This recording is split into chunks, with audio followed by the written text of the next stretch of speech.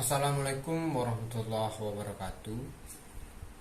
Saya Rama Maulana dari jurusan Ilmu Politik, Fakultas Hukum Universitas Jambi. Hari ini akan membahas tentang budaya politik Indonesia. Budaya politik adalah sikap orientasi warga negara terhadap sistem politik dan aneka ragam bagiannya, dan sikap terhadap peranan warga negara di dalam sistem itu. Budaya politik berisikan sikap, keyakinan, nilai dan keterampilan yang berlaku bagi seluruh populasi. Juga kecenderungan dari pola-pola khusus yang terdapat pada bagian-bagian tertentu dari populasi. Budaya politik adalah sikap dan orientasi warga suatu negara terhadap kehidupan pemerintahan, negara, dan politiknya.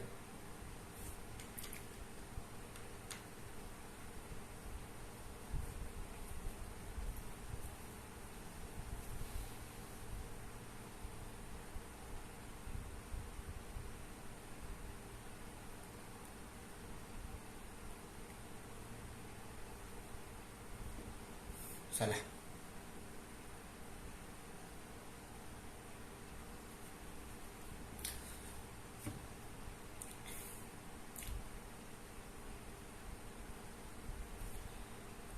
Budaya politik adalah sikap orientasi warga negara terhadap sistem politik dan aneka ragam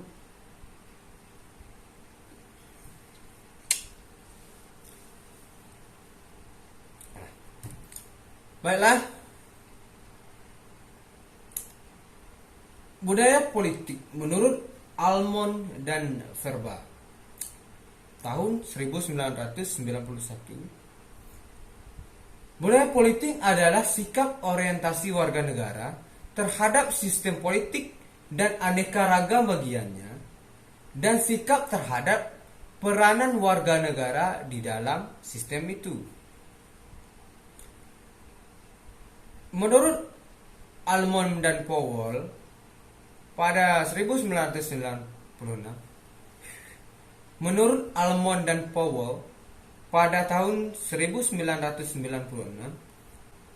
budaya politik berisikan sikap, keyakinan, nilai, dan keterampilan yang berlaku bagi seluruh populasi, juga kecenderungan dalam pola-pola khusus yang terdapat pada bagian-bagian tertentu dari populasi.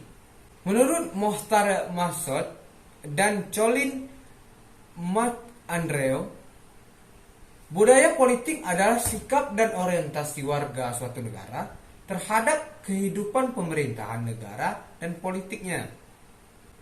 Jadi dapat kita simpulkan bahwa budaya politik adalah orientasi tingkah laku individu masyarakat terhadap sistem politik. Orientasi masyarakat dapat kita pecah menjadi tiga, yaitu yang pertama, orientasi kognitif manipulatif, berbagai pengetahuan dan keyakinan tentang sistem politik. Contohnya, tingkat pengetahuan seseorang mengenai jalannya sistem politik. Seperti di Indonesia misalnya, setiap orang itu tidak memiliki pengetahuan tentang sistem politik yang sama. Ada orang yang paham tentang sistem politik, ada orang yang sekedar tahu, ada juga orang yang tidak paham dan tidak tahu sama sekali tentang jalannya sistem politik ini. Orientasi kedua adalah orientasi afektif, yang menunjuk pada aspek perasaan dan sikap terhadap sistem politik. Contohnya, saat seseorang ikut serta memberi suara dalam pemilu. Yang ketiga adalah orientasi evaluatif, yang berkaitan dengan penilaian moral seseorang terhadap sistem politik. Contohnya saat seseorang menilai kinerja pemerintah dalam melaksanakan tugasnya, seperti memberi kritik, ya, memberikan solusi, dan aktivitas-aktivitas lainnya. Budaya politik ini juga memiliki 6 pecahan. Yang pertama adalah budaya politik parokial. Tipe budaya politik ini yaitu orientasi politik individu dalam masyarakat masih sangat rendah hingga terbatas pada satu wilayah atau lingkup yang kecil. Individu tidak mengharapkan apapun dari sistem politik. Tidak ada peranan politik yang bersifat khas dan berdiri sendiri.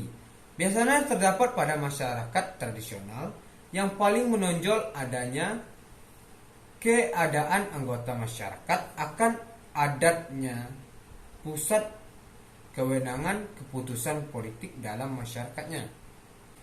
Yang kedua yaitu budaya politik subjek.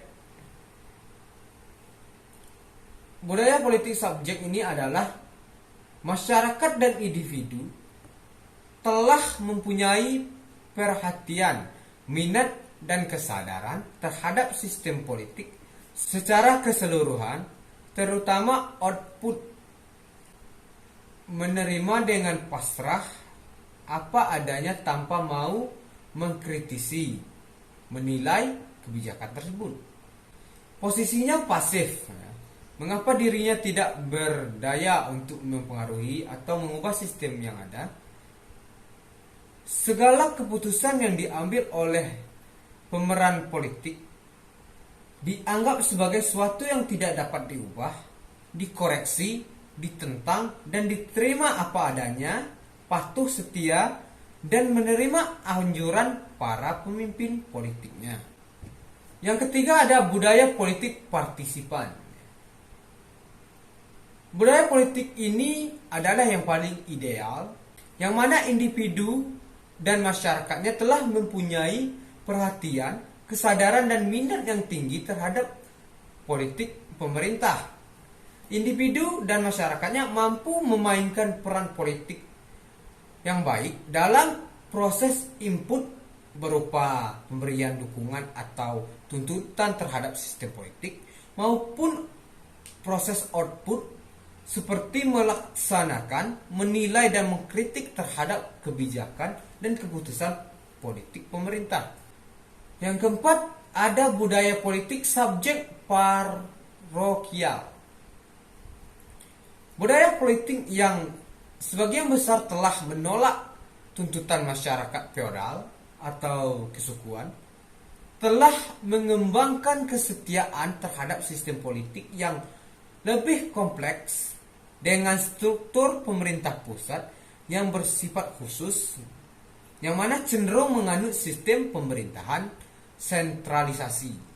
Yang kelima ada budaya politik subjek partisipan, yang mana sebagian besar masyarakat telah mempunyai orientasi input yang bersifat khusus dan serangkaian pribadi sebagai seorang aktivis. Sementara sebagian kecil lainnya terus berorientasi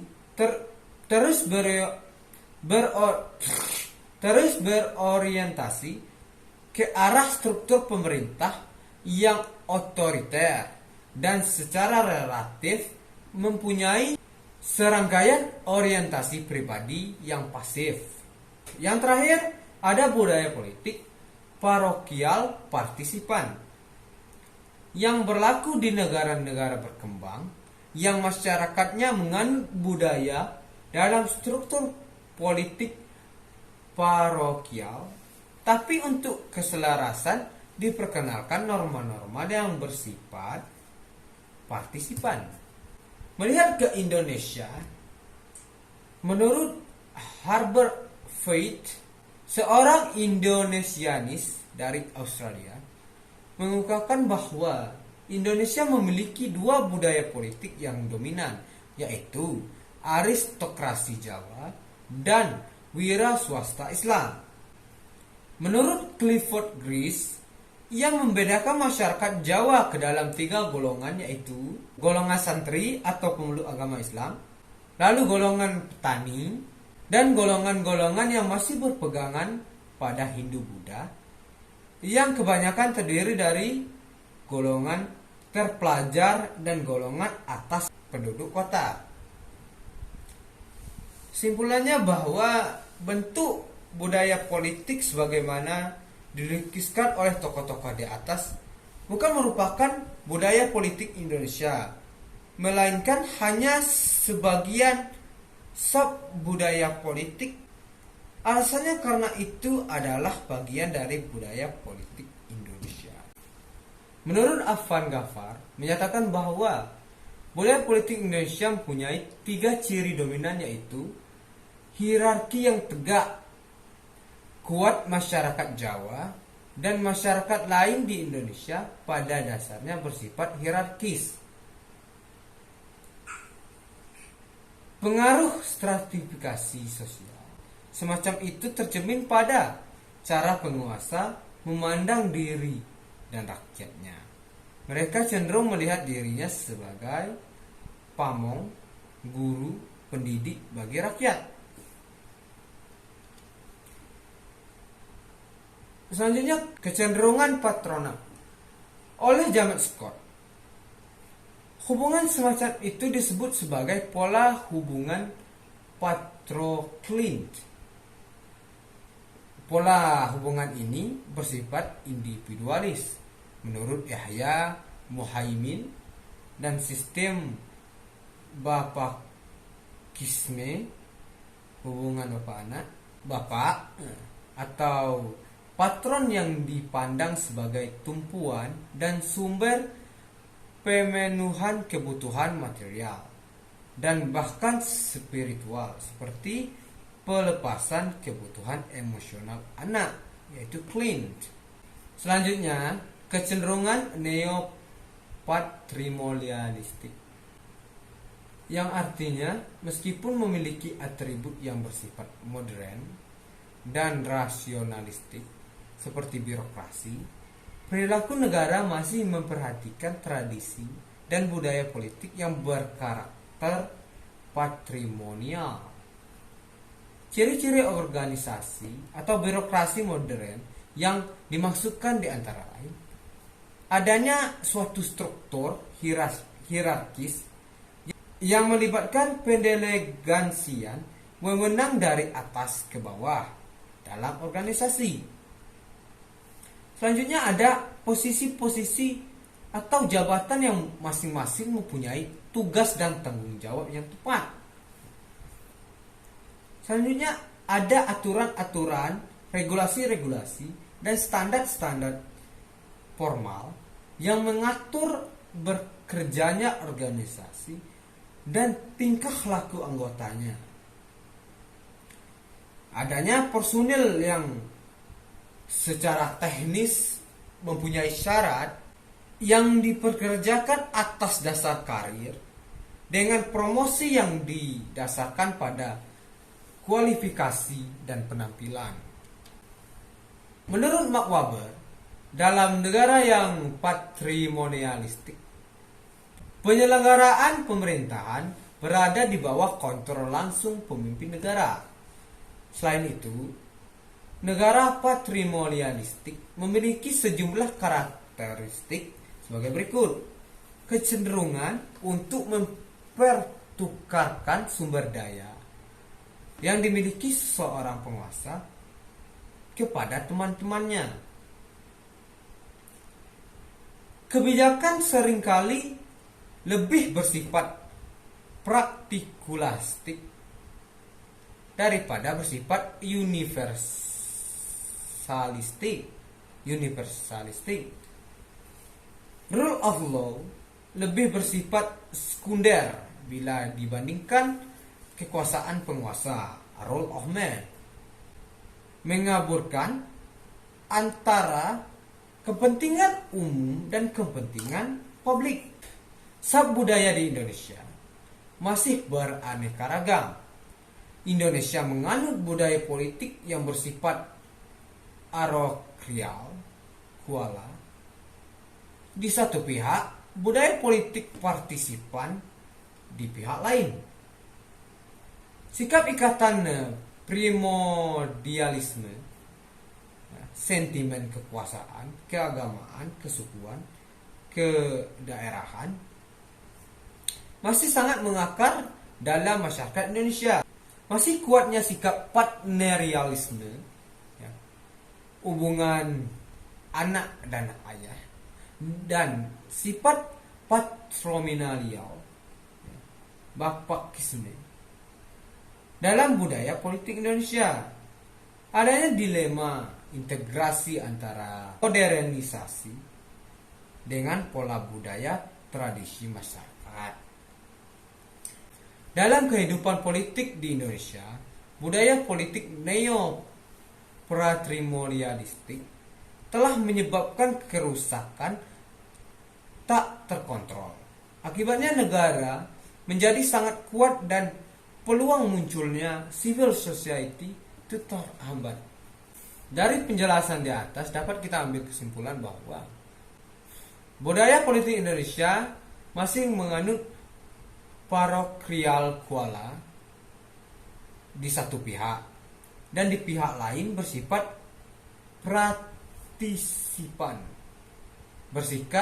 partisipan. Hal ini terjadi karena ikatan primordialisme dan patrialisme masih sangat kuat di kalangan masyarakat Indonesia, yang sebenarnya kita butuh untuk menyempurnakan lagi budaya politik Indonesia ini, agar budaya politik kita ini bisa membaik menjadi budaya politik yang mana masyarakat ini dapat memberikan kritik dan menilai kinerja pemerintah secara aktif untuk memperbaiki atau untuk mengkoreksi pemerintah terhadap kebijakan-kebijakan yang dia ambil, dan supaya adanya kontrol terhadap pemerintah supaya tidak terulangnya Indonesia yang dikuasai oleh otoriter. Mungkin hanya itu yang dapat saya sampaikan pada hari ini. Lebih dan kurang mohon maaf. Saya Rama Maulana pamit undur diri. Wassalamualaikum warahmatullahi wabarakatuh.